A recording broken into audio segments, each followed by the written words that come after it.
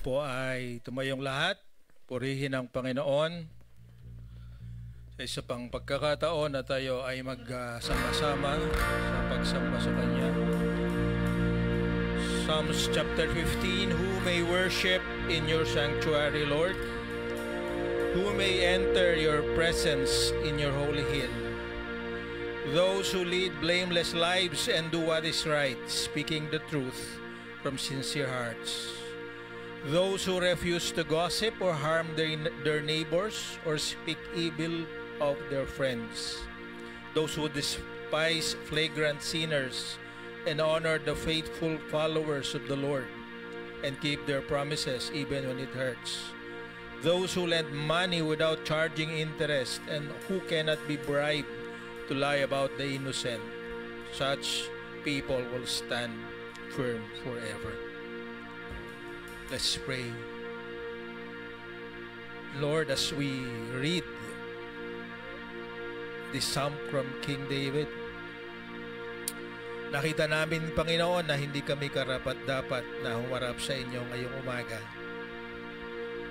Lahat ng sinabi niya ay hindi kami, Panginoon. Hindi kami malinis, hindi kami marumi. Kami makasalanan na nakatayo ngayon sa inyong banal na harapan.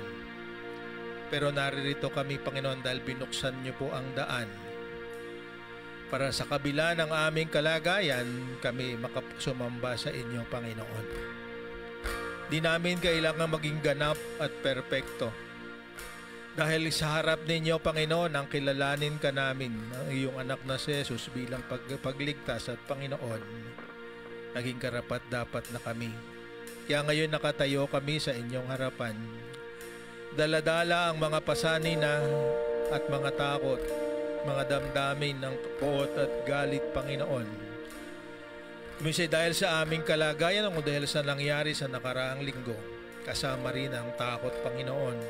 Dahil nakita namin ang iyong kapangyarihan, sa kapangyarihan na sapat upang ang mga dapat parusahan at disiplina ay matanggap ang bagay na kanilang nararapat sa kanila. Subalit, Panginoon, patuloy namin silang inaalaala at gawitin mo kaming channel ng pagpapala para sa kanila. Ma-encourage nawa kami sa pamamagitan ng iyong banal na salita na aming maririnig para sila ipagpalain at makilala kayo, Panginoon. Totoo, Panginoon, na ang lahat ng mga bagay nagkakalakip-lakip para sa kabutihan ng mga iyong minamahal, lalo na iyong nagmamahal sa iyo. Kaya ngayong umaga, tanggapin mo po, Panginoon, ang aming mga dalangin, ang aming mga hinaing, rigid sa lahat ang aming pasasalamat dahil buhay kami sa iyong banal na harapan at dahil kami ay pinagpapala mo sa kabila ng lahat. Pagpalain mo ang bawat isa, gamitin mo ang bawat isa para yung kanilang mga labi ay daluyan ng pagpapala. Ang mga puso ay malambot at handang sisidlan ng mga katotohanan na ibabahagi sa buhay sa buong linggo. Salamat po, Panginoon, dakilain ng pangalan mo sa gitna ng kapulungan na ito at sa lahat ng mga kapulungan na kayo ang kinikilala bilang Panginoon at tagapagligtas. Sa iyo ang kapurihan, ang kaluwalhatian ngayon at magpakailanman. Tayo ay sumamba at tumawid sa Panginoon. Palakpakan natin ang Panginoon.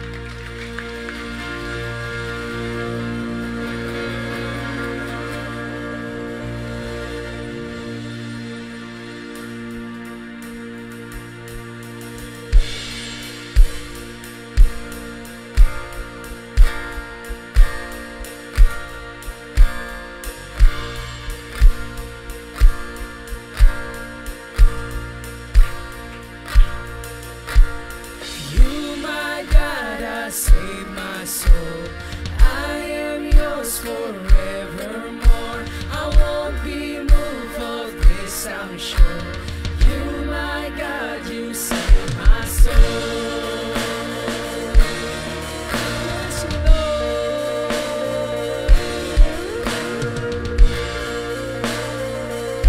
You sing this. I was lost when you came for me, held in chains by the enemy, but you broke them in victory. victory. Now I'm free, I am free. You're my joy, and you are my hope. I am saved by your grace alone. I will sing of your love for me. I am free, Church, I can am sing this. free. You, my God, have saved my soul. I am yours forevermore.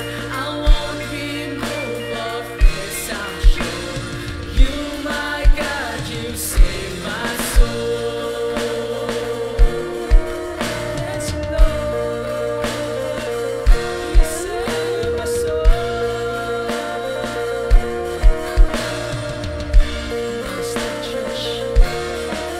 Now I stand when the King of Kings He has paid for my every sin, and from now to eternity I am free. I am free. You, my God, have saved my soul. I am yours forevermore. I won't be moved of this, I'm sure. You, my God, you save my soul. The next word says, salvation is found in no one else. For there is no other name under heaven given to mankind by which we must be saved. And you save us, Lord. You save us, God. You save us, Jesus.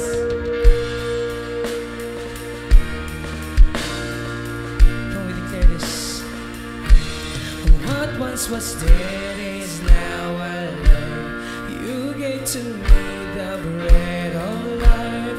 You brought me out from the grave, and I'm bursting out with songs of praise.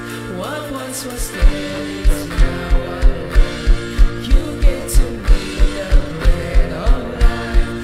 You brought me out from the grave, and I'm bursting out with songs of praise. I'm bursting out with songs of praise. I'm bursting out with songs of praise. You, my God, have saved my soul. I am yours forever.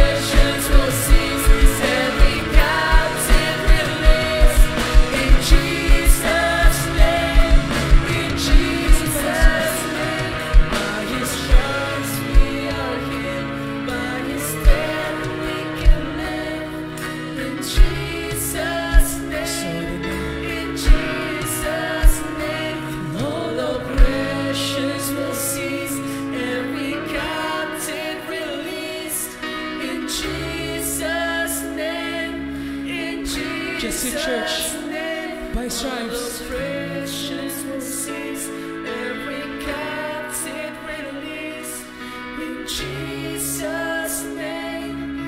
Sing another one, by stripes. By His stripes we are healed. By His death we can live. In Jesus' name. In Jesus' All oppression, church. all oppressions will cease. Every captive released. In Jesus' name. In Jesus' name.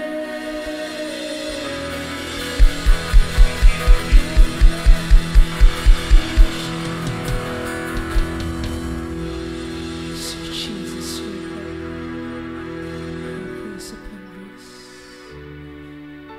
And you are worthy of all this praise, of all this worship.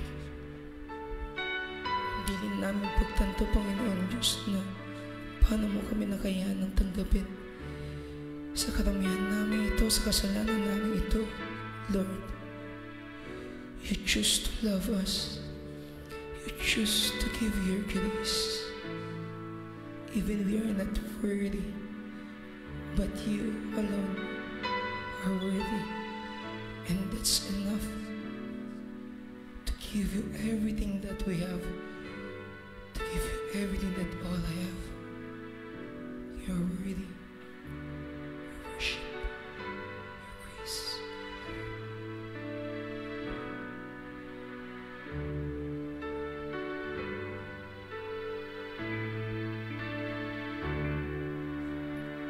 It was my cross you bore, so I could live in the freedom you died for. And now my life is yours, and I will sing of your goodness forevermore. Church, we sing this. Worthy is your name, Jesus. You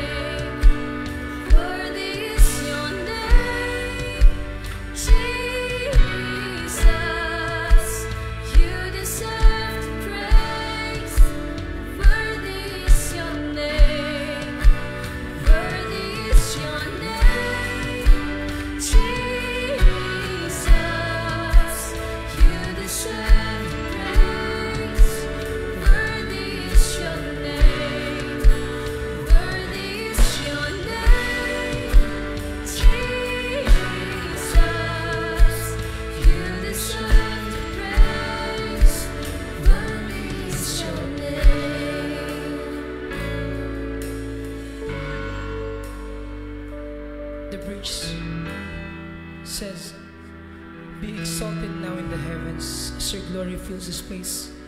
You alone deserve our praise. You're the name above all names."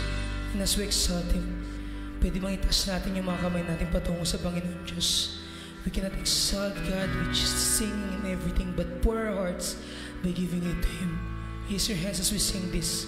Straighten up, going to the Lord, going to God as He see us, so He can see favor to His people, na malugod ng Panginoon Diyos sa bawat isa sa atin, sa bawat sa tao sa simbahan ito. Yun ang hinahangad natin sa pagsamba sa Kanya, ang malugod ng Panginoon Diyos sa bawat buhay ng isa ng dito. Malugod siya sa ating pagkanta, sa ating papuri, sa ating pagsamba, sa tunay na Panginoong Jesus, na Panginoong Diyos natin. You sing this. Just lift up your hands.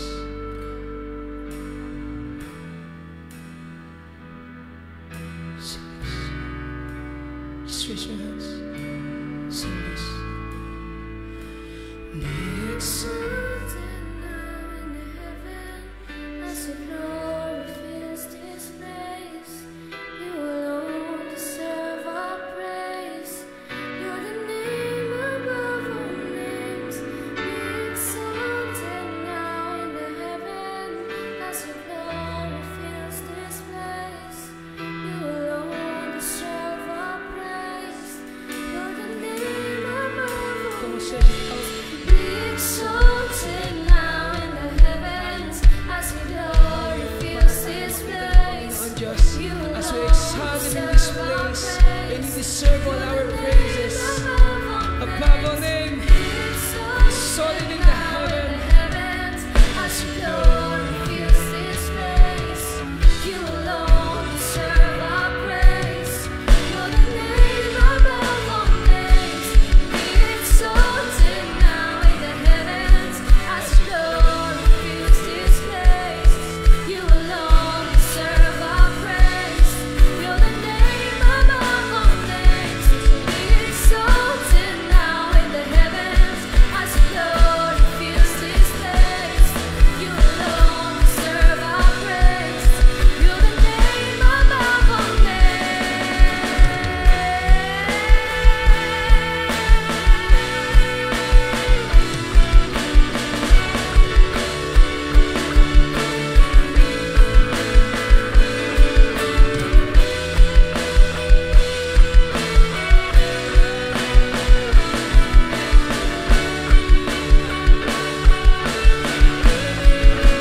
Worthy is your name, Jesus. You deserve praise. Worthy is your name. Worthy is your name, Jesus. You deserve praise. Worthy is your name. Worthy is your name, Jesus. You deserve the praise. Worthy is your name. Worthy is your name, Jesus. You deserve the praise. Worthy is your name. Worthy is your name, Jesus. You deserve the praise. Worthy is your name. Worthy is your name, Jesus. You deserve the praise. Just the church. One of the church people who sing this church.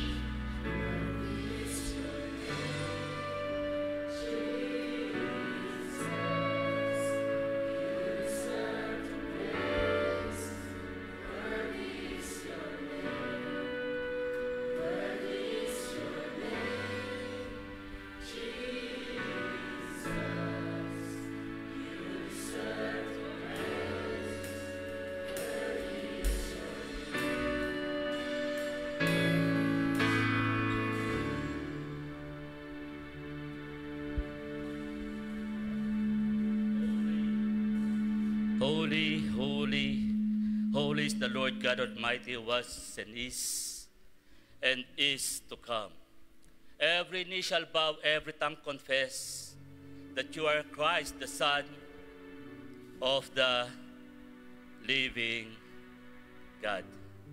And his name shall be called Wonderful Counselor, the Mighty God, the Prince of Peace, the Everlasting Father, and the government shall be upon his shoulder. Indeed, God is in our midst. Yes, so God, we thank you for your visitation today. Maraming salamat to God that your presence is always available, O Lord, sa lahat ng papuri, pasasalamat, pagsamba, panalangin, Panginoon. We are created by you and for you.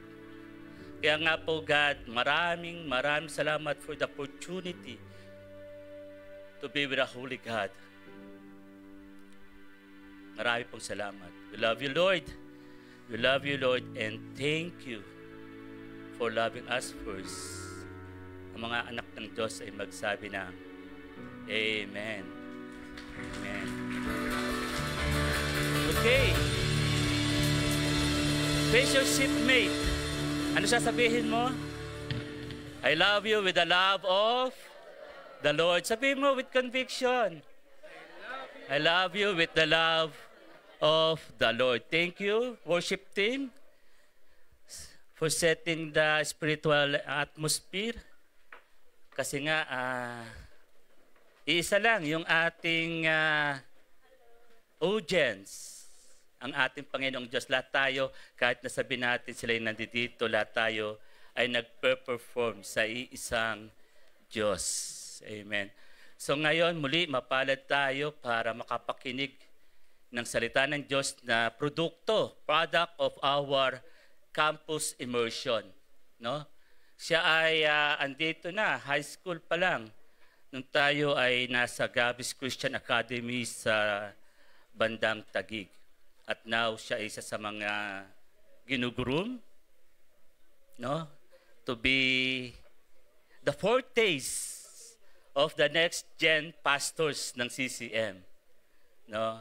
Nung first Sunday nung October, nagkaroon tayo ng isa rin, ng 4 days of next gen pastor, si Kuya Aga. Ayun, nasa likod, si Kuya Aga. And next after him, si Kuya Michael. Si Kuya Michael. Where's Kuya Michael? Kuya Michael. Tayo, Kuya Michael. Baka hindi kita nakita nung nakaraan. Tayo. Yan, si Kuya Michael. Nung second Sunday. Nung third Sunday, si Kuya Arvic. Kasi Arvic. Doon sa ating tech. Yung si Kuya Arvic, grabe, no? Napaka-anointing ng mga messages nila. And today, si Kuya Ken. Indeed, we are so blessed na may mga next-gen tayong pastors that truly love the Lord, truly love His Word, and truly accepted the challenge to be a channel of blessing for all of us. So, Kuya Ken, pasok. Ayan, hindi lang to gwapo. Hindi lahat ng gwapo nag-aartista. Ang iba ay nagpapastor po. Ayan. Thank you, Pas. Okay. So, church, hello. Happy Sunday. Happy culmination ng October Sunday. Pasensya na po if medyo garalgal yung boses ko kasi kagabi pa po ako pinapaiyak ni Lord para sa message na to. So, pagpasensya nyo na po yung boses ko for today. So, ayan, for today, ito na po yung magiging culmination ng ating October theme, which is God's Awesome Majesty. Pag-uusapan po natin today ang ginawang sandwich method ni Lord sa Romans 10 verse 11 to 21. Later on, tatalakayin po natin kung bakit nasabi ko na naging sandwich method ang ginamit ni Lord dito. Okay. So God's majesty in His universal call.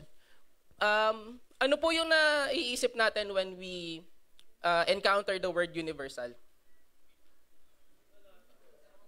Pangkalahatan. Common. Tama po. Kanina, when we are singing yung heaven and earth, ang sabi doon, the Savior for everyone has come. We can highlight the word everyone. It means that the Lord is not just for me, the Lord is not just for you. Hindi lang siya pang pastor, hindi lang po siya pang Catholic, hindi lang po siya pang Christian, pang Muslim. It goes for all. So lahat po tayo, nung binigay po ni Lord yung buhay na sa cross, He said that, I am for everyone. Hindi niya po sinabi na para lang ako sa denomination na to, para lang ako sa pastor, para lang ako sa nagbibigay ng malaking tithe sa akin. Kapag hindi ka nakakapagbigay ng 100,000 every month, hindi ka ligtas. Hindi po ganun ang sinabi ni Lord. Ang sabi niya, I am for everyone. And yan po yung gusto kong i-impart sa inyo. That's the first message that the Lord has been imparting to me ever since na ginagawa ko po itong outline ko na to. That God is for everyone. He gave His only begotten Son for all of us. And hindi lang sa nakakaunti. So Romans 10 verse 11 to 13, as the scripture says, anyone who believes in Him will never be put to shame, for there is no difference between Jew or Gentile. The same Lord is Lord of all, and richly blessings who call on Him, for everyone who calls on the name of the Lord will be saved. If we recall last week's Romans 10 verse, yung nauna pong Romans 10, ako po kasi yung mag-share nung latter part ng Romans 10. Si Kuya Arvic po yung nag-share last week nung first portion ng Romans 10. Ang sabi po doon, or ang dinidiscuss po doon is yung ina-address ni Paul na message for the Christians of Rome at the time. So they're both for Jews and the Gentiles. Nagkakagulo na po kasi at that time na may sinasabi silang, may sinusunod kaming laws. Ito yung laws namin, ito yung mga batas namin. And part of that is may mga certain requirements sila para masabi na you are saved at the time. So sounds familiar? Nangyayari to ngayon sa atin, sa modern time natin. Some say na ako lang yung maliligtas kasi hindi ako kumakain ng dugo. Hindi ako kumakain ng baboy, ako lang yung maliligtas. Yung church namin malaki, parang kastilyo, napakaganda. Kami lang yung maliligtas. It's the same concern that's happening before, and you can still see it now. Kung paano sila nagkakagulo-gulo before because of their own interpretation of the law, ganun din tayo nagkakagulo ngayon. But what did God say? As the scripture says, anyone who believes in Him will never be put to shame. For there is no difference between Jew and Gentile. Doon pa lang nilinaw na ni Lord na walang difference. Anong sinasabi niyong difference? Walang difference. Dahil nung binigay ko yung anak ko sa inyo, you are all redeemed. And for the past RDL lessons that we had, na-mention na doon na hindi tayo pumipili kay Lord. Walang bearing yung pagpili natin kay Lord. Walang bearing na sinasabi ko, Lord, I choose you today. Lord, sinusuko ko yung buhay ko sa inyo. And then what? The matter of the fact that God gave His only begotten Son to us, na mga tao dito sa mundo na makasalanan, it means everything. Yun at yun. He's the Alpha and Omega, and wala na tayong dapat idagdag doon sa sinabi na yun ni Lord. Amen? Okay. So because of the laws of that time, faith is restricted. Yung restriction na to, it comes because the different denominations today today faith becomes subjective because it's now based on the interpretation of the person. So as I have mentioned kanina, how we interpret faith is how sometimes when we read the Bible, pagka may nabasa tayo, portion lang ng verse. Sinasabi na natin, life verse ko na to. Hindi natin binasa yung buong chapter. Bakit nag-arrive on that point? Usually, nagagamit dyan yung I can do all things to Christ who strengthens me. Pero paano ba nasabi ng author yun before he arrived to that certain scenario na sinasabi na kaya ko everything because God strengthens me? It was because there are a lot of challenges that was happening to him. Hindi dahil pinili niya lang. Hindi dahil ginusto niya, but because God is protecting him all throughout that time.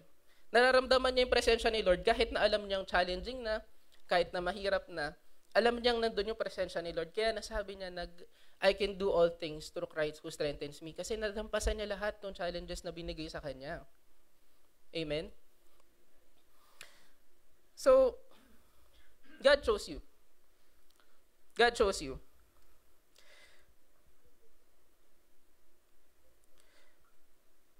Kagaya nga nung na-mention ko kanina, even before itong mga events na to have unfolded, God already knew what would happen. Alam na niya kung ano mangyayari sa atin today, ano yung mangyayari sa kanila during the time na nagkakagulo sila, 1 week after, 1 day after, 1 month after. He already knows. Alam na niya kung paano yun magtatapos, kung paano yun, paano nila isa-settle yung mga concern na yun. He already knows about it. And that's, the good news for Romans 10 verse 11. Yung first portion po ng yung second portion po ng Romans 10. Yung first portion ng second portion ng Romans 10, yun po yung good news na gustong i-deliver ni Lord sa atin. But because of our iniquities, He knows that our hearts are black. Our visions are blurred. And moreover, despite the fact this, He still chose us. Pinili niya pa rin tayo. Kahit na ganun na napaka-dungis na natin sa paningin niya, kagaya nga nasabi ni Pastor John kanina nung tinawag po niya kami. Yung stinkiness po natin as a person, kahit na ang bantot-bantot na natin, mahal pa rin tayo ni Lord. He still chose us. Pinili niya pa rin tayo dahil mahal niya tayo eh. Hindi niya tayo kayang iwan just because may mga ganitong nangyayari sa buhay natin or hindi natin alam kung ano yung mangyayari sa atin in the next couple of months, in the next couple of years. But still, when we say, Lord, tinataas natin, totoo bang tinataas natin lahat kay Lord? Or are we still leaving some room for doubt? When we're doing or when we're praying, pag nag-contemplate ba tayo pag sinabi natin na, Lord, eto na po lahat yun, tinataas ko na sa inyo, may tinitira pa ba tayong room for doubt sa puso natin? Because when God said that I choose you or I chose you, para kang Pokemon eh, hinuli ka niya. So, sabi niya, oh, Alec, I choose you. Parang, di ba? Or Kuya Mike, I choose you. Pastor Jun, I choose you. It's napakagaan pakinggan because yung Lord, siya yung pinakamataas sa buhay natin. Pero sinabi niyang pinipili niya tayo. So our iniquities at that time, yung time na nagkakagulo sila, he still knows na may portion pa rin tayo sa puso natin that we can be good. It's just that hindi natin pinipili yun. Every day we fall short of His glory. Hindi natin na pa-practice na maayos kung ano yung naririnig natin sa church. Hindi natin sure kung ito bang ginagawa natin ay kapuri-puri pa sa Panginoon. And most of the time, there is neglect that's happening on our daily lives that we tend to forget kung ano ba yung dapat natin ginagawa for Christ. So, when God said that I chose you, it negates everything na mention ko. Wala siyang pake kung marami kang iniquities, marami kang pagkukulang, marami kang hindi nagagawa. Sabihin na natin, every Sunday nakakapag-church ka nga, complete yung tithes and offerings mo, but when you go out, it's a whole different person. It's a whole different, environment that you are walking. It's a whole different scenario that you are doing. Kung sino ka sa church, you might be different outside. Still, God said, I chose you. Kung mapapansin ninyo, it's already past tense. Hindi sinasabi ni Lord na, I am choosing you now. Dahil ito ka ngayon. Dahil nakakapagbigay ka sa akin. Dahil mabuti ka ngayon. I am choosing you now. No, God said, I chose you. So even before your actions were completed, iniisip mo pa lang siya, God already said, hindi anak, pinili na kita. So wala nang room para sa doubts mo, wala nang room para sa iniquities. God already said, I chose you. Ang sarap po bang pakinggan na sinasabi ni Lord na pinipili niya tayo? Pinili niya tayo at patuloy niya tayong pipiliin. Amen? Amen. So, John chapter 15 verse 16, it says here, You did not choose me, but I chose you, and appointed you so that you might go and bear fruit that will last. And so whatever you ask in my name, the Father I will give you. So that supporting verse, napaka sarap pakinggan. Na pinili niya tayo, He anointed us, He has provided us, that certain equipment na ito anak, binibigay ko sa iyo yung authority to para mangaral ng salita ko, spread the good news. Pero are we doing that right now? Are we practicing it right now? Even on our daily lives, yung mga natututunan natin sa church or yung mga inputs na nakukuha natin, are we practicing that on our daily lives? So yun. As I've mentioned also here, it's not about you choosing Jesus, but it's goodness that governs your life right now. Meron pala. But it's goodness that governs your life right now. It's not about how faithful you are to Him. It's about His holy anointing that burns through your soul. It's not about you. It has always been about Him. So if iniisip mo ngayon, church, or ngayon na nandito ka sa church, na mabuti kang tao dahil pumunta ka sa church, na nandito ka sa church, na pumunta ka ngayong Sunday para magpuri, magsamba, that yun yung nagka-qualify sa'yo para masabi na mabuti ka. It's not. It has never been about you, your actions, or how you do it. Whether you do it right, whether you do it wrong. As I have mentioned, God chose you. And hindi ako yung nagsabi nun. Si Lord yung nagsabi nun. In John chapter 15 verse 16, God said that, You did not choose me, but I chose you. I appointed you. So, sino tayo para questionin yun? Pagka magkakaroon tayo ng problema in life, mabigat, nasasabi natin na, Lord, para ba talaga sa akin to? Para ba talaga sa akin tong... Even ito, tinanong ko rin si Pastor si Pastor Jun tsaka si Pastor Arnold nung sinabi nilang magpe-preach ako. Yung una kong tanong, ba't ako? Diba? Parang God already said na pinili niya ako eh. So ano yung capacity ko para tumanggi? I use the term capacity because I don't have that. Wala sa akin na para tumanggi kung ano yung binababa niya sa akin para ibaba ko din sa church, sa congregation na to. It's not about me. Hindi about kung ano yung nararamdaman ko ngayon. Hindi about ano yung emotions ko at that time. But what God is interpreting in my heart, in my soul, that's what matters. Hindi about malungkot ako or masaya ako dahil fruitful ako or dahil nabibiyayaan ako ni Lord. Na later on, we will tackle about what circumstantial faith is or what a situational faith is. So yan, move forward po tayo. God's majesty in the spread of gospel.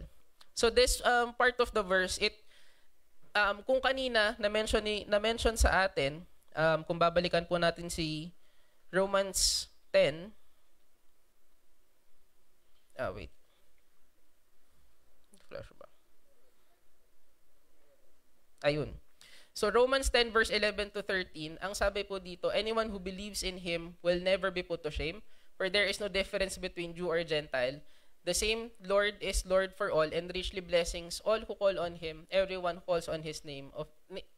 On the name of the Lord will be saved. So this is the good news that God has provided us. So if we move now to God's majesty in the spread of the gospel. The verse says here, Romans 10 verse 14 to 17. Yan. How then can they call on the one they have not believed in? How can they believe in the one whom they have not heard? And how can they hear without someone preaching to them? And how can anyone preach unless they are sent? As it is written, how beautiful are the feet of those who bring good news. So dito, pabigat na ng pabigat yung verse. Kung kanina, binigyan tayo ng good news ni Lord. Now, ito yung medyo difficult to swallow na verse. Dahil it talks about us as the one that He called, the one that He anointed. Tinatanong dito, paano sila maniniwala or paano nila matatawag si Lord kung hindi naman sila naniniwala? Kayo ba? When you were young, nung hindi nyo pa kilala si Santa, sabihin na natin, hindi pa natin kilala si Santa, sinasabi nyo ba na yung gift na to galing kay Santa? Hindi, di ba? Ang sinasabi natin, either galing to kay mommy, galing to kay daddy, or kung kanino man. Kasi may to and from naman dun eh. Pero when the term Santa was coined, naniniwala tayo nung bata tayo, nung sinasabi sa atin ng parents natin na galing to kay Santa. So automatically, if somebody instilled something to you, nag-imprint siya ng teaching sa'yo, it might be a teaching that would last. Especially if mga infant pa tayo or mga children pa tayo. That's the reason why dito sa RDL natin, there are cycles na tinatawag. Kapag spiritually infant ka pa, it's easy for you to digest the words of God kasi malinis pa, clean slate ka pa eh. Wala ka pang ibang teachings na alam, wala ka pang ibang iniintindi bukod doon sa kung ano yung tinatransfer sa'yo ng leader mo or kung kanino mo siya nakukuha when we're doing that. Right? So this process also applies when you are an adult. Hindi ka punta tayo sa sino dito yung mga nagtatrabaho sa call center? Ayun si Jols. So hindi ka tatawag ng QA kung hindi mo alam na may QA, tama Jols? Hindi ka pagka sinabi sa iyo ng customer mo na I want to speak with your manager. Kapag ka hindi mo kilala yung supervisor mo, ikaw pa din yung sasagot nun.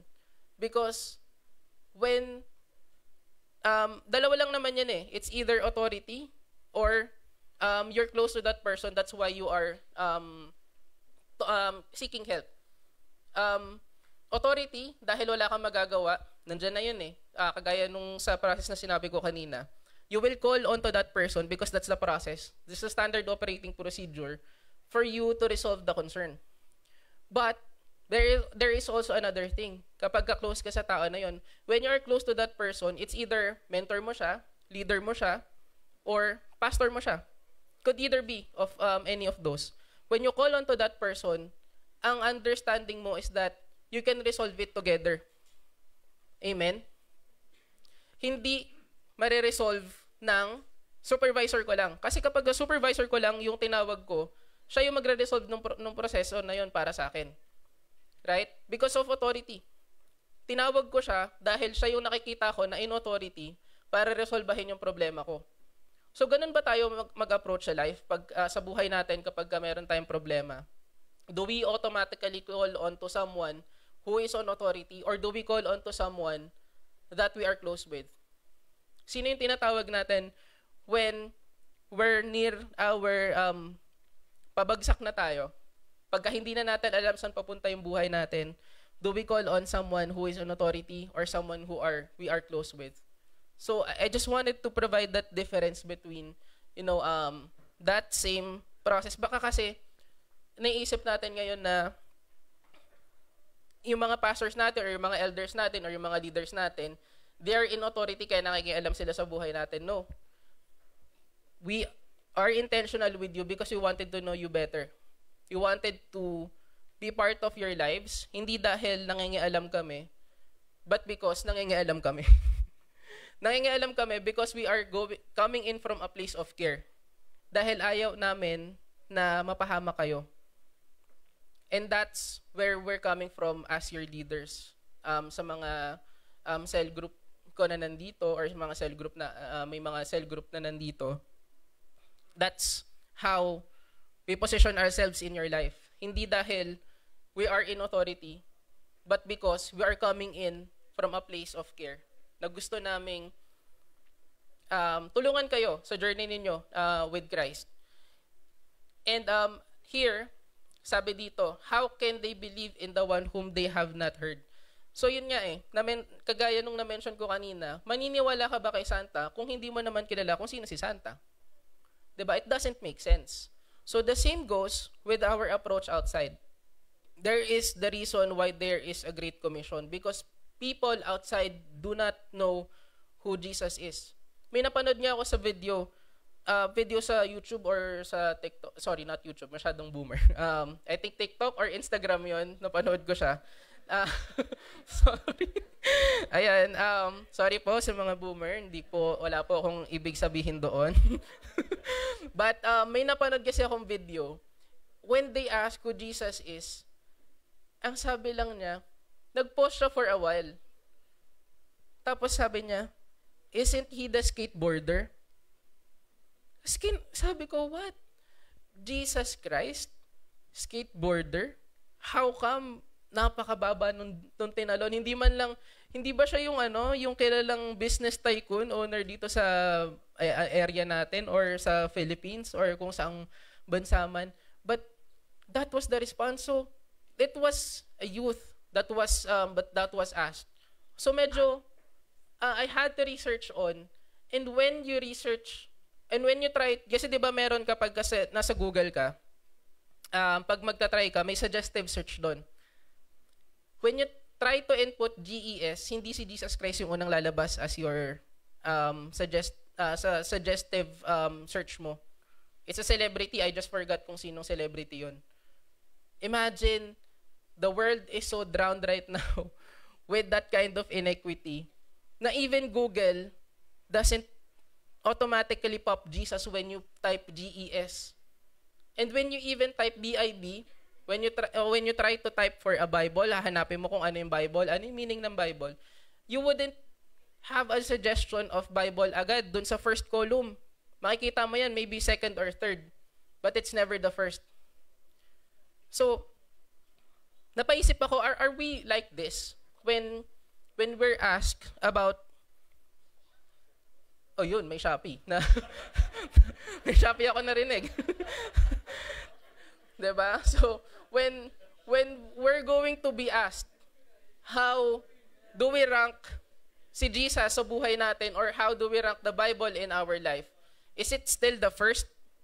Makikita pa rin ba natin yun sa una nating searches? Or makikita natin iba? Makikita natin, sino bang GES na artista? I forgot his or her name eh. O si Jessa Saragosa, baka si Jessa Saragosa yung first search natin.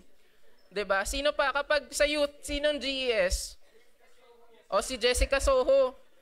Nanonood tayo masyado ng GMA na hindi na natin napapanood yung buhay natin with Christ. Right? Mahirap lunukin yung fact na yon because I am preaching to you right now. Tapos ganun yung nabasa ko. Sabi ko, Lord, ayokong sabihin yung word. Lord, ano bang nangyayari sa buhay, sa mundo namin? Bakit hindi ka nakilala? And there was even a study, I forgot if it was Pastor Dun or Pastor Arnold mentioned this, na on that study, there would be a certain year na hindi na natin makikilala si Jesus or yung generation na yun. It's that daunting. Ganon siya nakakatakot. That's why people need to step up. That's what Jesus is telling you on this verse.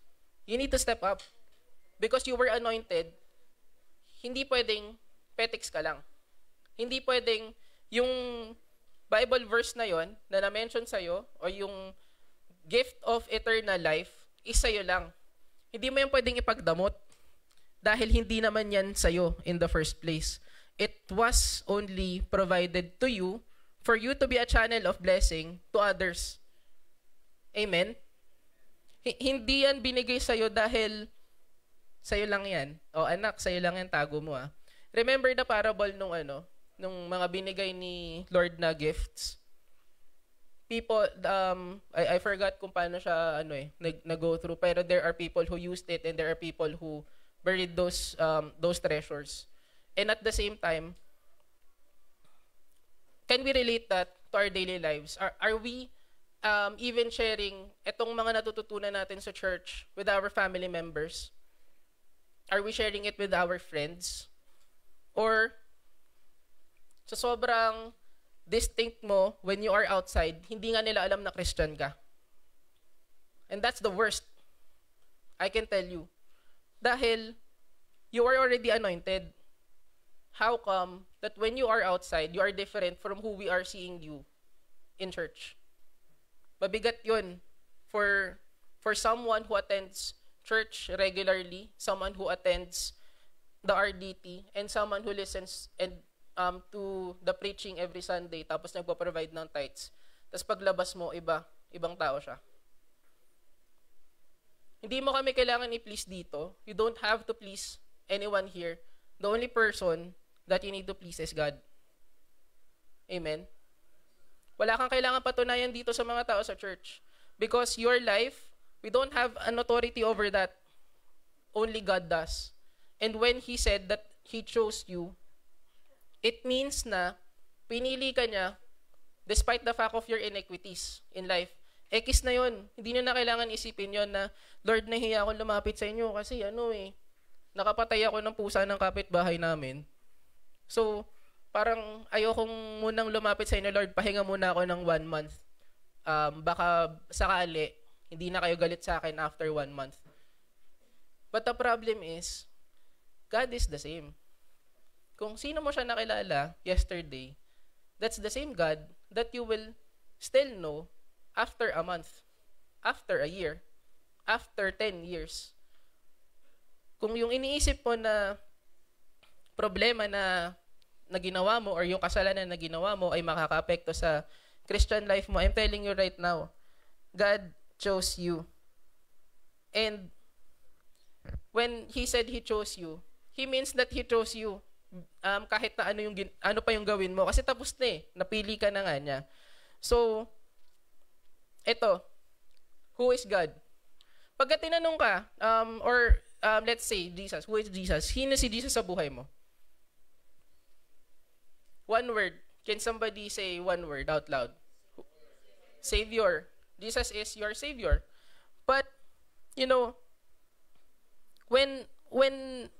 when we talk about who is God, it means that people don't know Jesus yet or who God is yet. That's why we are left with the question, who is God? Sino ba si Lord sa buhay ko? Is Jesus someone na kayang baguhin yung buhay ko? Let's say ako hindi ko pa kilala si Lord. Ano yung kaya kong gawin kapag nakilala ko siya versus the fact na ano yung mga magagawa ko kung hindi ko naman siya accept? Diba? When you don't preach to that someone or when you don't deliver the good news to that someone, he won't know about it. He won't know how good God is and how his soul needs Jesus. How his soul needs the Word of God para i-feed yung soul niya. Dahil yung physical form mo, you might be healthy, nag-gym ka, vegetarian ka, or nagki-keto diet ka, but grabe ka mang bash when it comes to, religion or anything. Kamusta yung soul mo? Tapos mga kapatid, can you ask your seatmate, kamusta yung soul mo? Diba? Kamusta yung kaluluwa natin?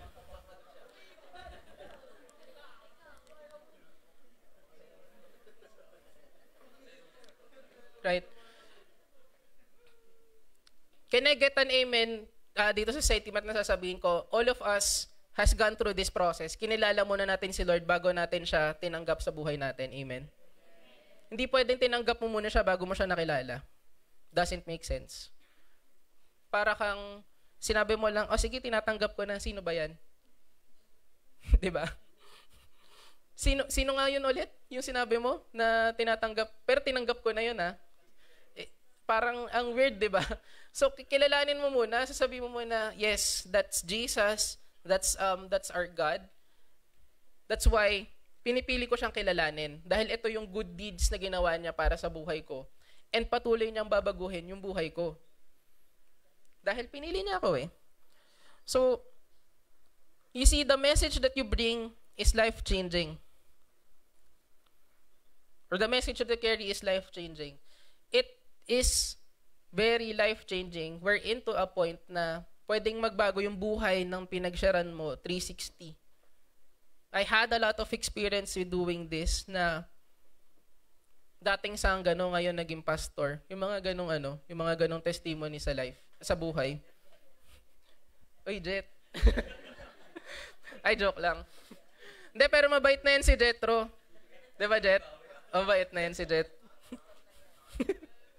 Magsasalita daw siya next month. May interpretation din sa kanya yung Holy Spirit. So, ganun, nagbabago si Lord sa buhay natin kahit si Jetro kayang baguhin. Amen? Amen. So, joke lang, Jet. Pero tawag dito, that's how powerful the message is.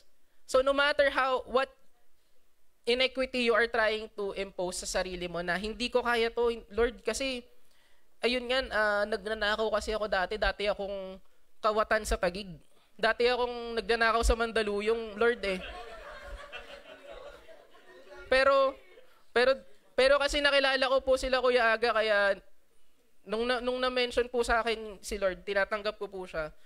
Pero okay lang ba, Lord, That's usually what our question is Lord, okay lang po ba? Na hindi natin naiisip na pinili ka na niya So why are you asking if okay lang ba? Okay lang yun.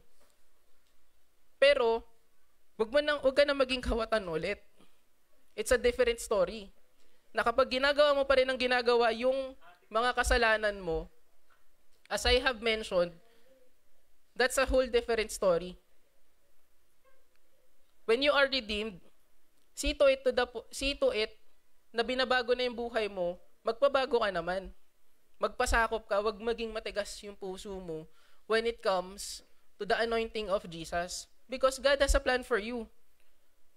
Yung plan mo na sinasabi mo ngayon, it might not be the plan that God has prepared for you.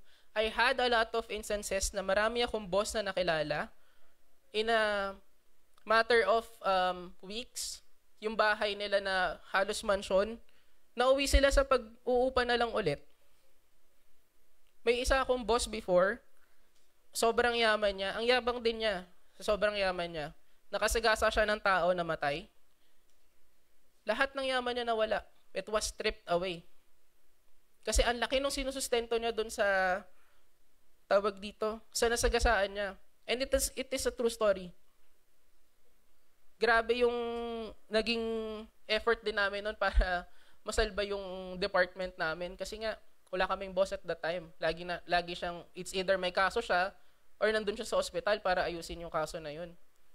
You see, your game plan might not be the game plan that God has set for you.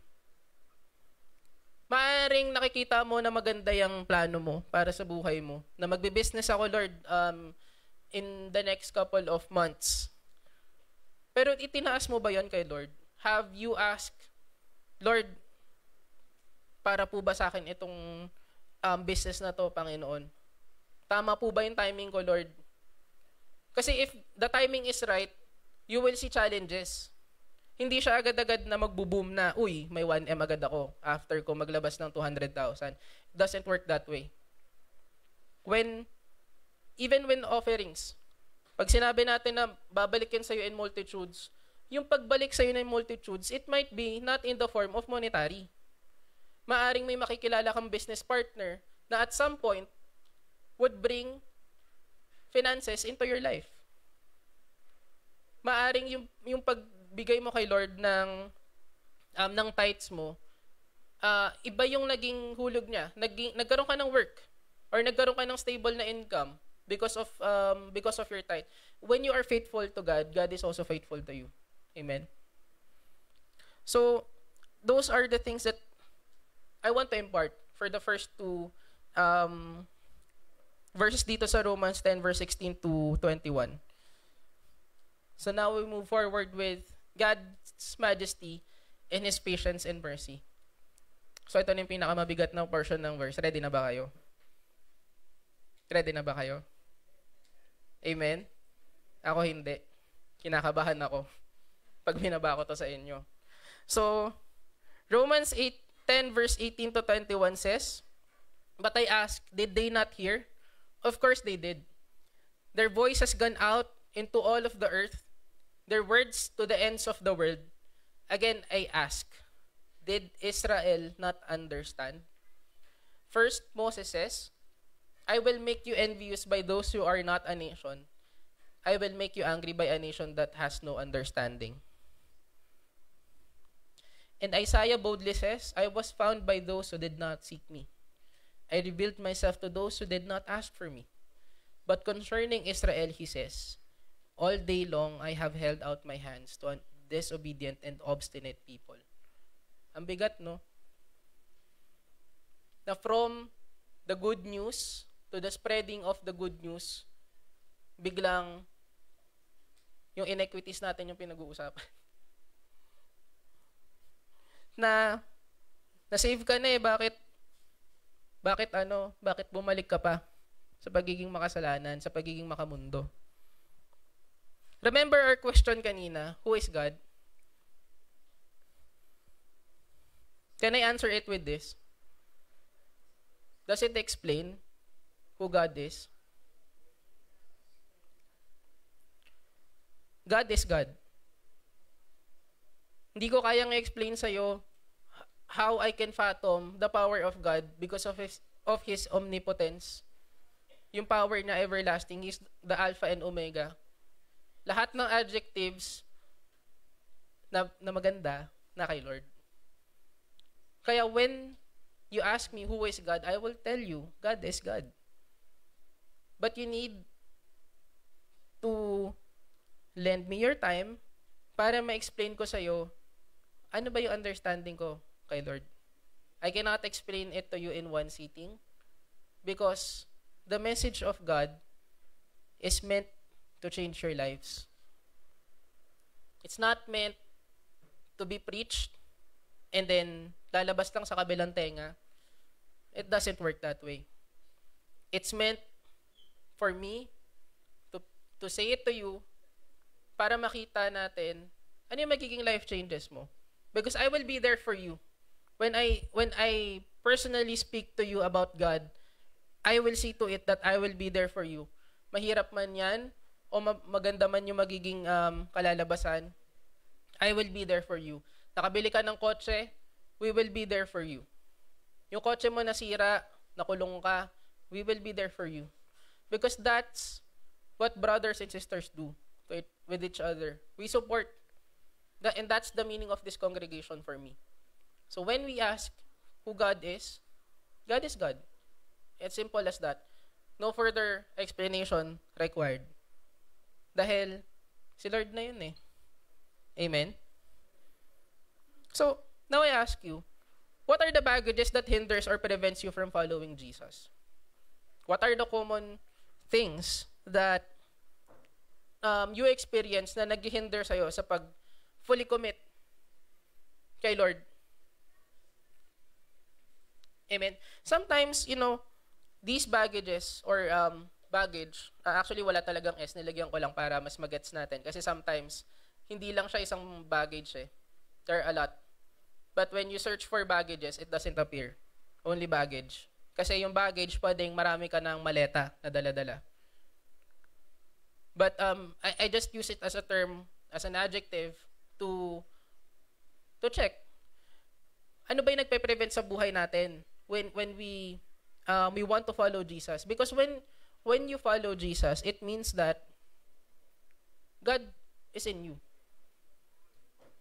Amen? Because when you read, kung nagbabasa kayo ng, or kung nakapagbasa na kayo ng entire New Testament, when the disciples are preaching about Jesus, it is evident that God is with them.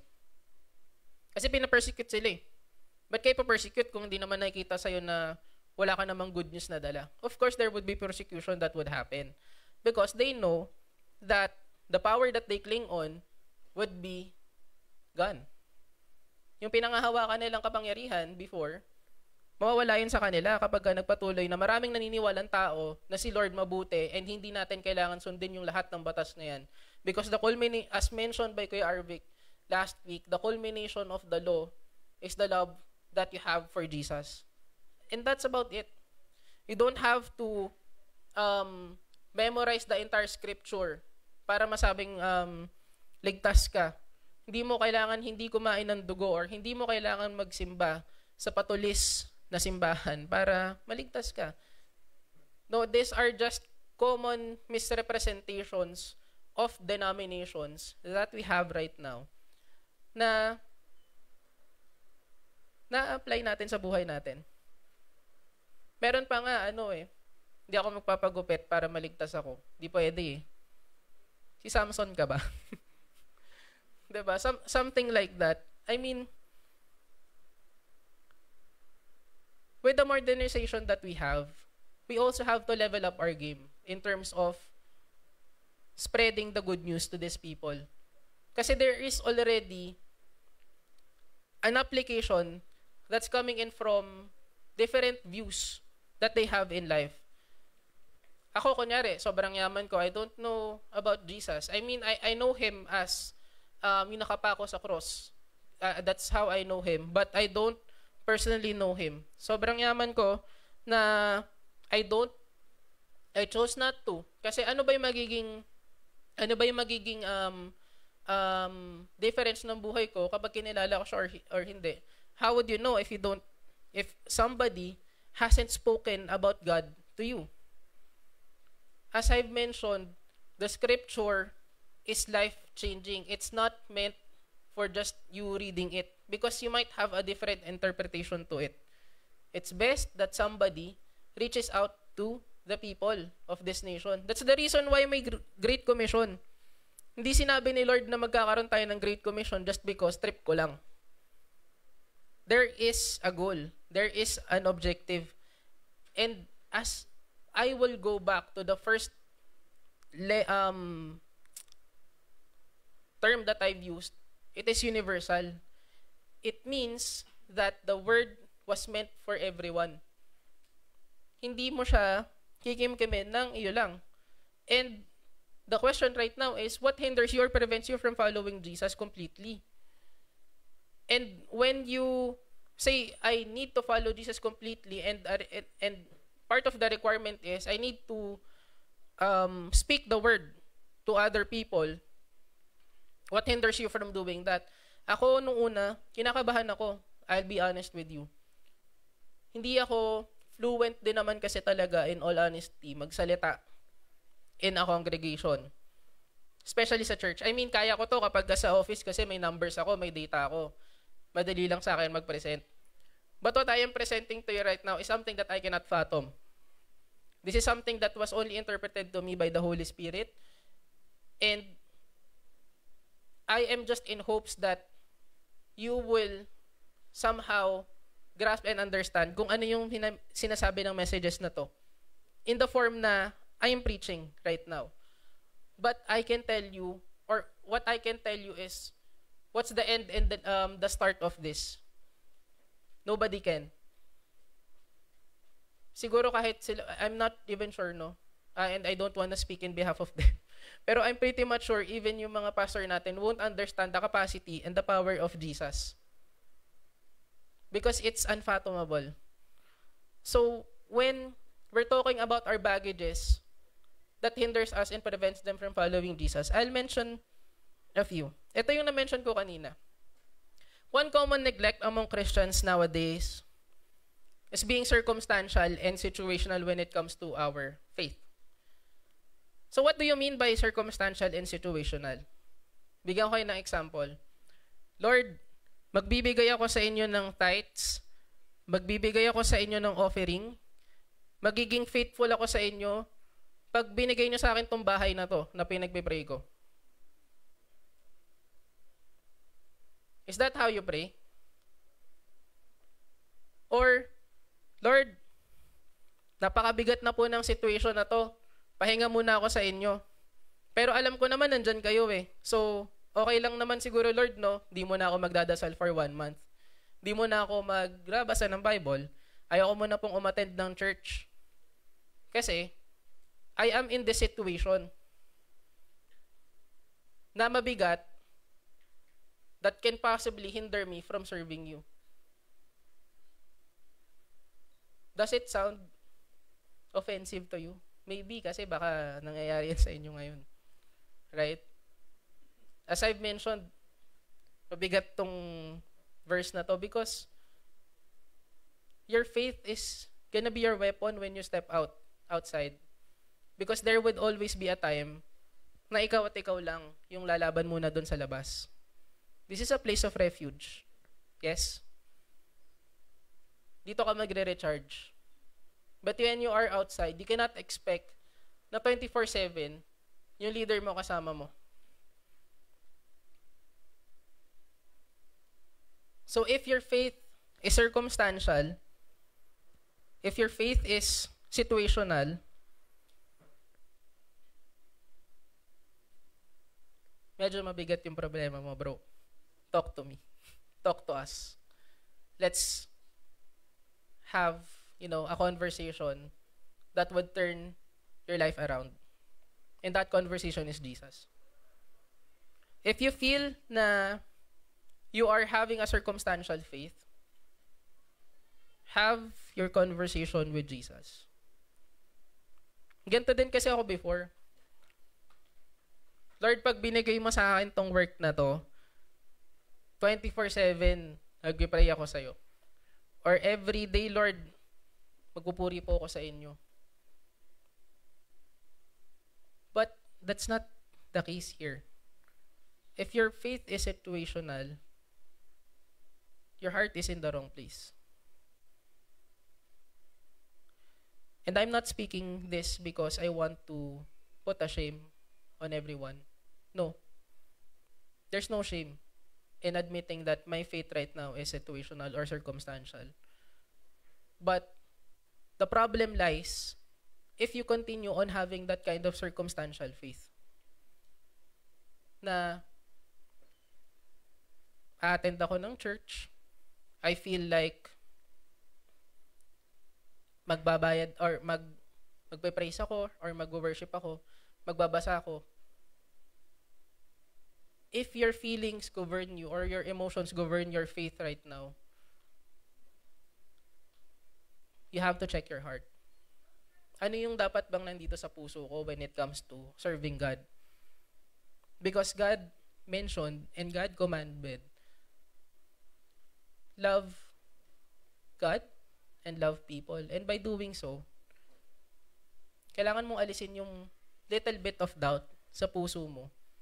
Because your faith might be circumstantial at this point.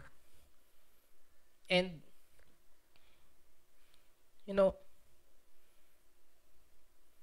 so here, what are some common concerns about having a common or situational faith? Number 1, you only remember God when you are on your lows. Naalala lang natin siya kapag nasa rurok na tayo ng di na natin alam kung saan tayo papunta sa buhay natin. Naalala lang natin siya kapag sobrang gulo na. Pero kapag nandun tayo sa normal routine natin, wala, okay lang. We don't, sino si Lord? Pagka normal yung routine ko. Sino si Lord kapag madami akong pera? Pero pag inalis na yung pera sa'yo, wala na yung blessing na yun sa'yo. Lord, ba't nyo naman po ginawa yun, Lord? Lord, naghihirap na po ako. Biglang kilala na si Lord. Biglang tumatawag na ulit kay Lord. when your faith is based on power, authority, or emotion, naka-based doon yung pagiging faithful mo kay Lord, you have to check your heart. Because God said, do not place your yung faith mo dito sa mga makamundong bagay na to. Because again, hindi mo naman ito madadala when you go up with me to heaven. Di mo naman madadala yung 1 million mo kapag pumunta ka sa akin sa heaven. So, your faith is based on the circumstances that you have in life. As mentioned kanina, if tawag dito, wala akong trabaho ngayon, tapos pinag-pray ko na, Lord, sana naway magkatrabaho po ako, magiging faithful ako sa inyo. Pag nagkaroon po ako ng trabaho, hindi ba pwedeng maging faithful ka kahit wala kang trabaho? Hindi ba pwedeng faithful ka pa din kahit na wala akong trabaho? Because I believe God will provide me. Nagpo-provide si Lord. Amen? So, who are we to question that? Sabi niya nga, di ba, yung birds pinapakain niya, hindi niya hinahayaang magutom. Bakit niya hayaang magutom yung chosen one niya? Yung appointed one niya? He won't let that happen to you. You have the whole congregation to support you. Amen. So, your faith also depends on your situation. So, ayun, yun ang mga na-mention ko kanina. So, let's check our hearts today. I have a small exercise to represent yung gusto kong sabihin, which is dito ko gustong mag-end. God's majesty in His protection over us. Shen, okay lang bang paabot ako nung cup? Mamaya na yung orange. Thank you. So, this is a visual representation that I want to impart sa church. Siguro this is something new that we do. But let this cup represent the world. It's turbulent, right? Pag ginalaw ko siya, gagalaw siya. So, in the same sense, Shen, okay lang bang paabot ako nung orange? Etong orange mabigat. You believe. Sa tingin nyo, will it sink or will it float? It will? It will sink. Kasi mukha siyang mabigat right? But, let this orange be you. Yung orange mismo hindi yung balat ng orange. Yung balat ng orange, that's God's protection. So if I place it here, what would you think? Would it sink or would it float? So it would float now kasi may na-mention ko, that's God's protection in you. So if I place it here, kahit mabigat siya, it would float. Amen? But what if, at some point, kapag tumagal ka dyan sa world, the world will challenge you. Because, yes, God is in you, but you are also in the world. You are captivated by the world. Nandito ka sa mundo dahil ito yung ginagalawan natin ngayon. But God's protection is with you. That's why you're floating. Hindi ka lumulubog. But what if I remove that floating? I remove that protection. Shen?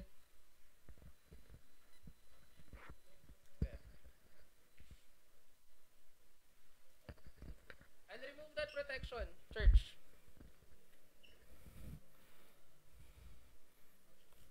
This is anxiety. That's part of God's protection removed. This is my doubt. That's part of God's protection removed. This is my iniquities that I am raising to God because I feel na hindi ako pasok sa qualifications. That's part of God's protection removed. Until such time, the world will feel through you. Di na natin alam kung bakit, but you will be now bare. Kita na natin yung ikaw. Because your protection is not now complete. Would you still think it would float or would it sink? still float. May protection ka pa din eh. But what if I remove everything? Sorry, nagkakalat na ako dito, Tim.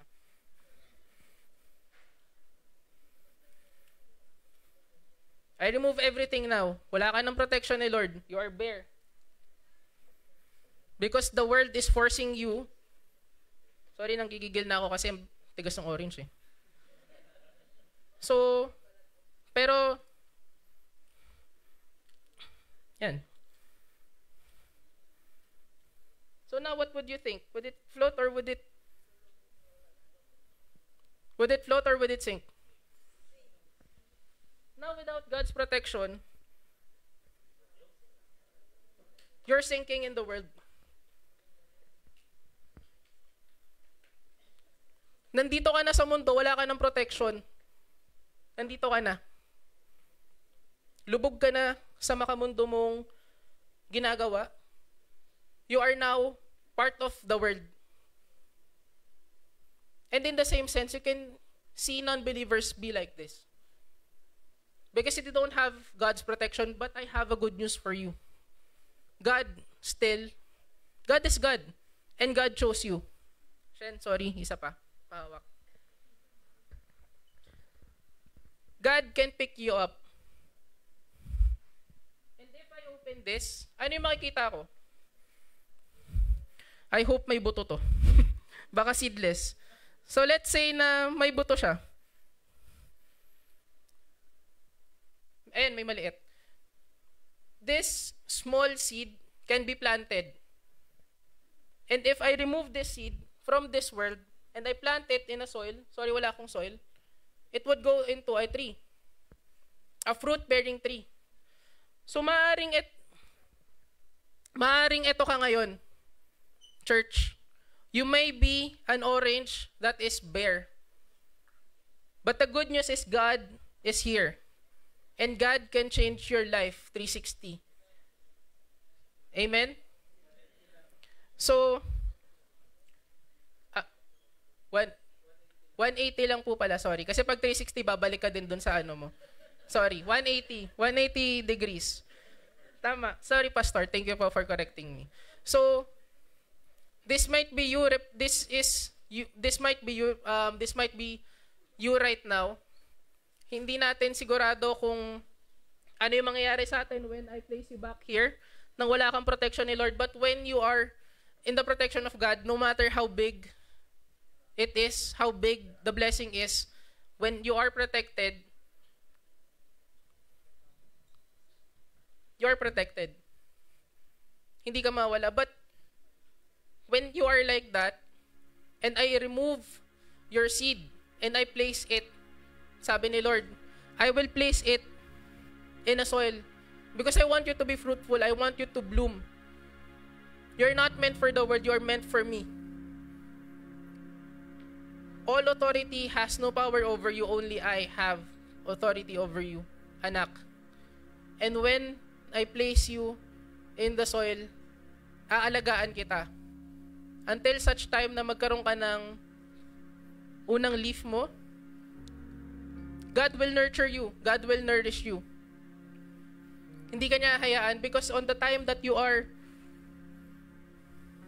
blooming, there will be challenges. Pwedeng magkaroon ng bagyo, pag napabayaan ka, di ka na ulit magbo-bloom. But God is a good farmer. God will make sure that you will become a tree, a fruit-bearing tree.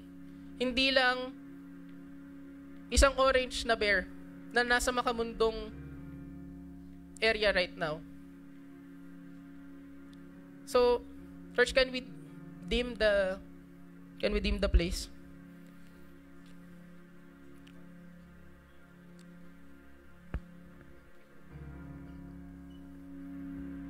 So let's check our hearts right now.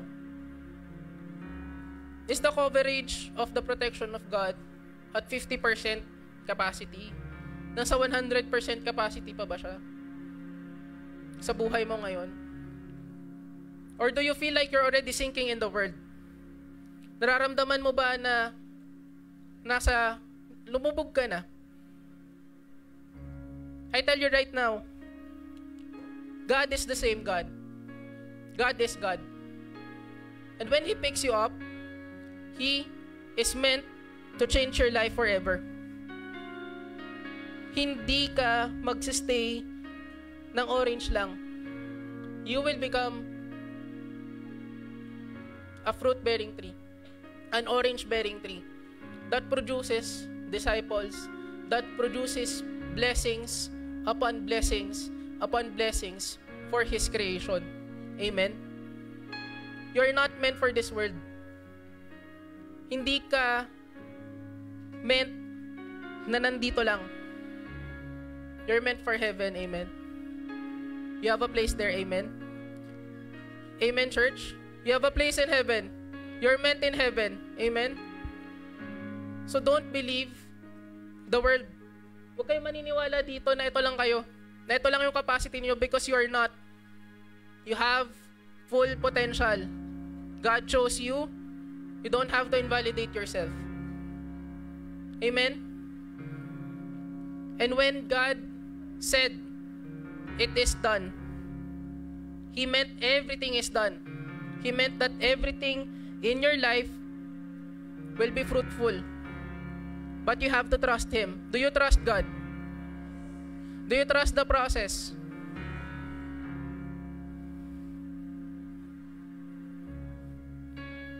So now, church, let's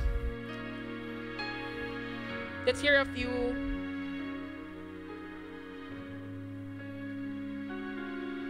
songs from our worship team. Just a few words that God wants you to hear.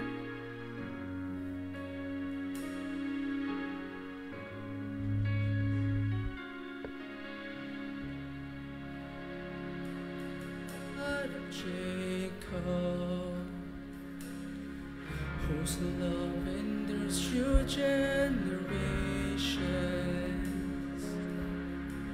I know that you will keep your covenant. I'm calling on the God of Moses. Church, let's stand up. Let's check our heart now. The one who Tignan natin yung puso natin ngayon, church. I need you now to do the same. Let's focus on this moment, Lord. Let's focus on this moment to God. For me. Church, let's sing this. Oh God, my God, I need you. Oh God, my God, I need you now. Lord, lumog kami sa mga mundo namin ginagawa, Panginoon, pero pinagkakatiwala namin sa inyo, Lord. Oh rock, Yung buhay namin ngayon, Lord, Panginoon. I'm standing on your faithfulness. Lord, we know that you are protecting and covering us, On your Panginoon. faithfulness. Through your faithfulness, Lord God, we will bloom, Panginoon. Lord God, we will bloom, Panginoon. Hindi kami mag-stay as an orange, Lord God. You have promised that you will become, or we will become, Lord God, the tree. Lord God, na magpipli sa inyo, na magpapakain sa creation mo, Lord God, ng masasarap na oranges, Lord God. That is the promise, Lord God, that we are clinging to right now, Panginoon. That you will keep your covenant. I'm calling on the God of Moses, Panginoon, we are calling out on your name, Panginoon. one who opened up the ocean. I need you now to do the same thing for me. Church, listen to this. Oh God, my God, I need you. Oh God, my God, I need you now. How I need you now.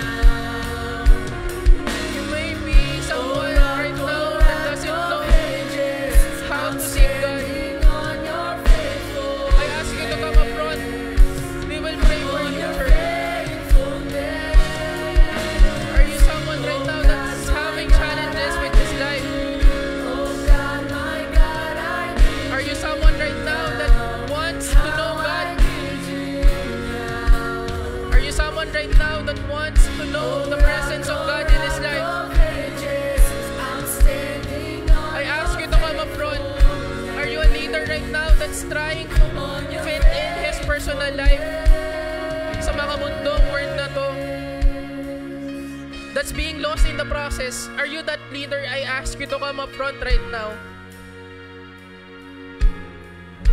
If you feel like I have stayed in this church for quite some time, but I feel like I'm not bearing fruit. I am not bearing fruit. I am not bearing fruit, Lord. But I trust the process. I ask you to come up front. We will pray for you. There is no shame in admitting that I have a circumstantial and situational faith right now. We will break those chains that is encompassing you right now. Because you're not meant for this world. You're meant for heaven. You are meant for something great. You're not meant to be in here. You're meant to be with Jesus. You are meant to be with Him forever and ever. I ask you to come up front. Huwag kayong mahiya. Don't listen for your seatmate right now. Maybe you are someone who come back to church right now. I ask you to come up front. We will pray for you.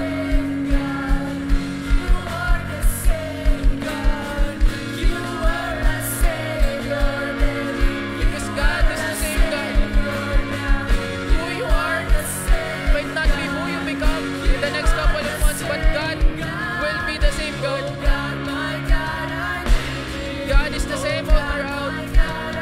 Your problems or iniquities will not concern Him.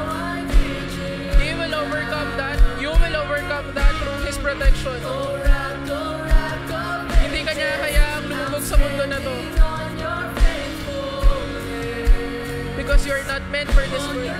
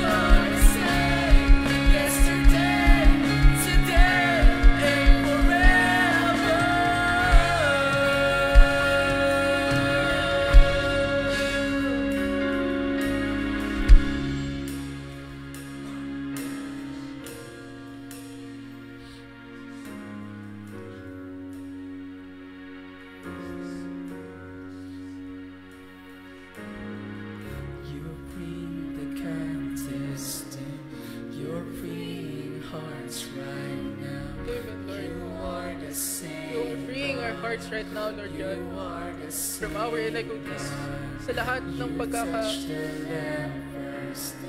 tayo namin, Lord God, sa mga mundo, mga proseso, Lord God, mga bagay-bagay. Truly, you are the same, Panginoon. You are the same.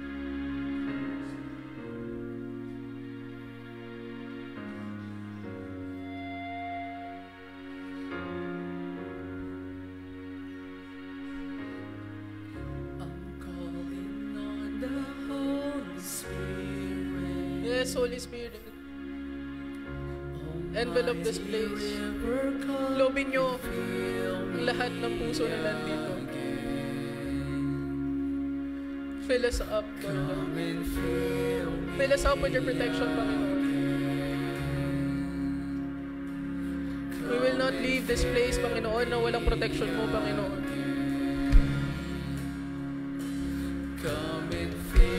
You and you alone, Lord God, we seek. Come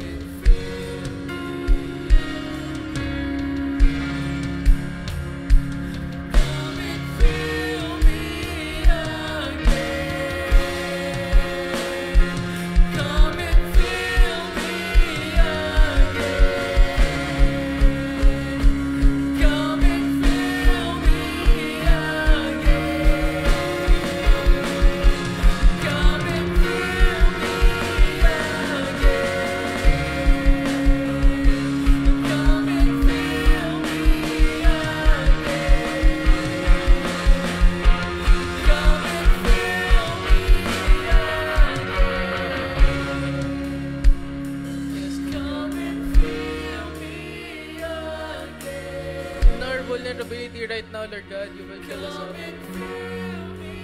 Let this vulnerability, Lord God, be a testament, Lord God, that we need you in our lives, Lord Panginoon. Amen, Lord God. Fill us up, Lord God, with your holy presence, Panginoon. Fill us up, Lord God, with your holy presence.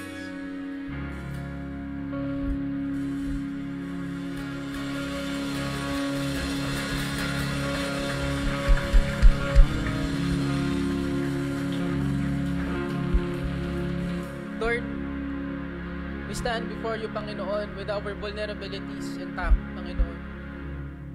Lord, we will not be ashamed of our vulnerabilities right now, Lord God. We may have circumstantial faith, Lord God, right now. We might have a situational faith right now, Lord God. Lord God, your protection over us in this world might not be as secure as we think it is, Lord God. But continue to fill us up. Continue to fill our hearts, Lord God, with that amount of blessings, Lord God, that ensures us na every day, Lord God, you choose us and that we choose you as well, Lord God. We choose to be with you, Panginoon. We choose that our lives will be turned around, Panginoon. We know, Lord God, that we are nothing in your presence, Panginoon. But let this be a public declaration, Lord God, that we are surrendering our lives to you, Panginoon. Because, Lord, you have died for us in public, Lord God. No longer we will live our lives in awe of you, in private, Panginoon. Other people will know, Panginoon, na nandito ka sa buhay namin. Nandito ka para baguhin kami at nandito ka na patuloy kami binabago, Panginoon. Maraming salamat, Lord God, for this opportunity, Lord God. For the Holy Spirit, for the empowerment, Lord God, for the anointing, for everything, Panginoon. Kung paano mo kami tinataas, Lord God, ganun din yung papuri namin, Lord God, sa inyo today. Wala kami, Lord God, right now dito kung wala rin po kayo. We praise you, Panginoon, and as we close this, Lord God, this message, Panginoon, we lift up our hearts, we lift up our all to you, Lord God. Cleanse our minds, Lord God. Cleanse our hearts, Lord God, that when we go out, Lord God, ikaw ang makikita sa buhay namin at hindi kami. Hindi si Kenneth, Lord God, hindi si Jules, Panginoon, kundi ikaw, Panginoon. Because right now, Lord God, each and every one of us is talking to you right now, Lord God, and we're asking for your forgiveness, Panginoon. Your forgiveness that cleanses our souls, Panginoon. Your forgiveness that envelops us with your unending grace, Panginoon. And that unending grace is what we will drive, Lord God. Together, Lord God, sama-sama po kami pupunta, Lord God, on where you are. We will claim that promise that you have had for us, Panginoon. As we close this, Lord, we are just in awe of your majesty right now, Lord God. Your majestic ways, Lord. No longer we will call it your mysterious ways, Lord, but your majestic ways, Panginoon. Your majestic ways in how you change our lives, Panginoon. Lord, thank you for this, Lord God. And we know, Lord God, that what we're doing right now is something that makes your heart happy, Panginoon. That your anointing is coming, Lord God. And we accept it, Panginoon. We accept it wholeheartedly, Panginoon. Maraming salamat, Lord. We praise you, Panginoon. So we close this, Panginoon. Maraming salamat, Lord God. Everyone would say,